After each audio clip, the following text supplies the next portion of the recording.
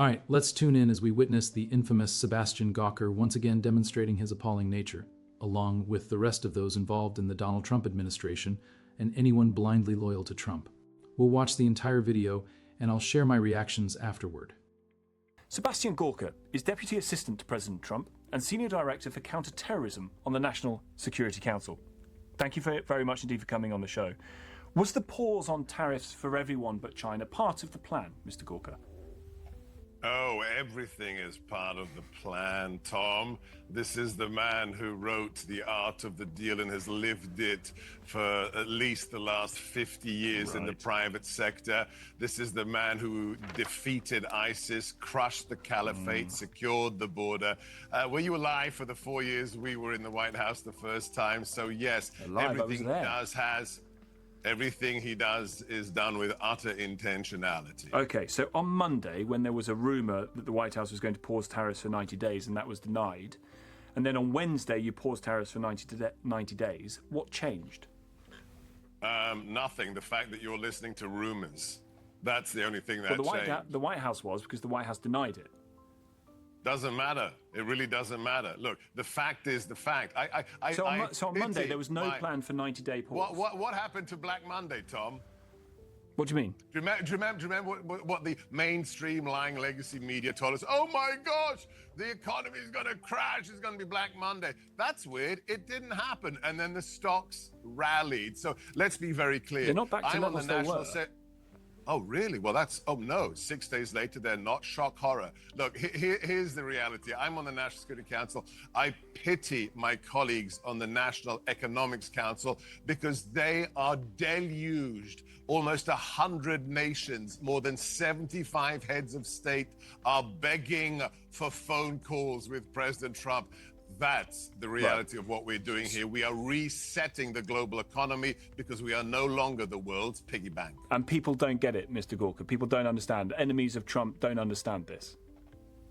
Well, it's either they don't understand it or they have vested interests in the stock market, in globalization, or they just hate my boss because they have Trump derangement syndrome. 8 years ago, TDS was, a joke. It was risible. Now it is a clinical condition, sadly. Can I get your thoughts on whether or not Nigel Farage has also got TDS? Take a listen.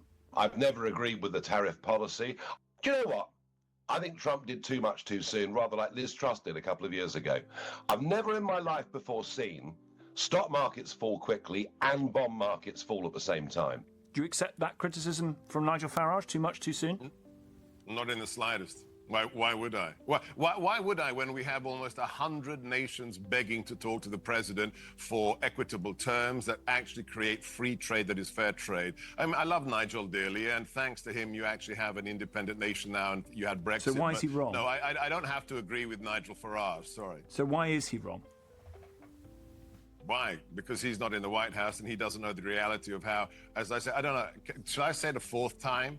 Almost 100 nations are now negotiating with Scott Bessent, the Secretary of the Treasury, and with the National Economic Council and with President Trump. Why? Because it's the art of the deal. It has nothing to do with Nigel Farage. It's the art of the deal. What does the president want from the UK in order to drop the 10% tariff applied to us? It's not about individual countries, and as a politically commissioned officer of the president, I'm not going to tell another nation what to do, especially the land of my birth. I will say the advice to every nation. Every nation should drop punitive measures, be they tariff or otherwise, upon U.S. goods. If you want to do business with the biggest market in the world and the largest individual economy in the world, we will only do business with you if it is based upon fair and equitable trade. That is the advice to every nation of the world. So, and that it would please the president, wouldn't it, to see Britain drop bans on chlorinated chicken, hormone beef, that kind of thing, coming from the United States? I will say once again, you should stop having any punitive measures against U.S. goods. End of story, okay? It's really quite simple. When Canada has a sometimes 200% tariff on US dairy goods, when Japan puts a 700% tariff on US rice, how can you talk about free and fair trade? You can't. Honestly, Sebastian Gorka is the epitome of smugness. Whenever he speaks, it's like he's trying out for a laughably bad role as a dictator's mouthpiece. Ever notice how he dodges questions? Instead, you get this never-ending cycle of self-important gibberish. The art of the deal. Trump's genius. 100 countries are clamoring for his attention. Spare me. That's not insight. That's just plain propaganda. The crazy bit? He delivers it with such conceit, as if saying it over and over makes it truth. But here's the kicker. Every credible economist, all the serious trade analysts, anyone not downing the MAGA Kool-Aid has been pointing out for years, Trump's tariff fixation defies logic. It was never about repairing the economy. It was about optics, selling his base the idea that he was tough on China, tough on trade. In reality, it just jacked up costs for ordinary Americans. That's the reality. Shoppers spent more, farmers were squashed, supply chains were tangled, and businesses scrambled to adapt to whims based on Trump's impulses or the latest rumor from the White House. And Gorka's arrogance only makes it worse. He acts as if he and Trump alone get trade, dismissing everyone else. Even Nigel Farage, who surprisingly rightly critiqued the tariffs as overly aggressive. If even Farage, known for right-wing populism, calls your plan reckless, shouldn't that give you pause? Not Gorka. He attacks, belittles anyone who disagrees as having Trump derangement syndrome. That's their playbook. If you can't dismantle the argument, just mock the detractors. Let's cut through the haze.